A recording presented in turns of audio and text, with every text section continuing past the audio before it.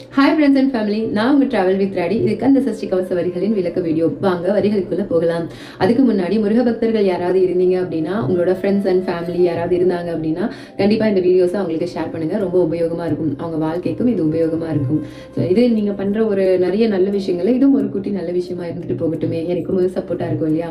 Thank you so much. Okay, வரிகளுக்குள்ளே போகலாம். அடியேன் வதனம் அழகு வேல் காக்க, இந்த முகத்தை அழகான வேல் காக்கட்டும் அப்படின்னு சொல்லிட்டு தான் அர்த்தம்.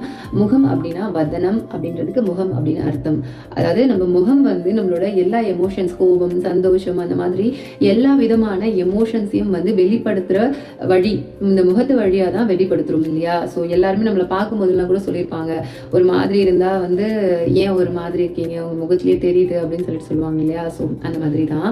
ஸோ இங்க வந்து வேல் அப்படின்றது ஞானத்தையும் விவேகத்தின் குறியீடாகவும் இங்க குறிக்கப்படுது.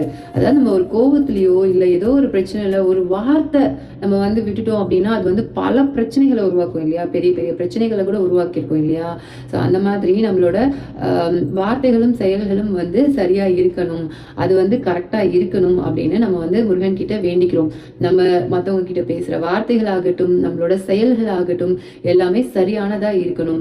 ஏன்னா வந்து நம்ம பேசுற வார்த்தைகளும் நம்மளோட செயல்களும் வந்து ரொம்ப முக்கியம் அப்படின்றதுனால இந்த வரிகள் வந்து அதுக்கு ரொம்ப உதவியா இருக்கும். அதுக்காக இந்த வரிகளை நம்ம படிக்கிறோம். இந்த வரிகளை படிக்கும்போது, இதை நம்ம மனசுல நினைக்கும் போது நம்ம பேசுற வார்த்தைகள் ரொம்ப இனிமையா இருக்கும், யாரையும் கஷ்டப்படுத்தாது, நமக்கும் அது கஷ்டத்தை கொடுக்காது. கண்டிப்பா இந்த வரிகள் நமக்கு தைரியத்தை மட்டும்தான் கொடுக்கும்னு வச்சுக்கோங்களேன்.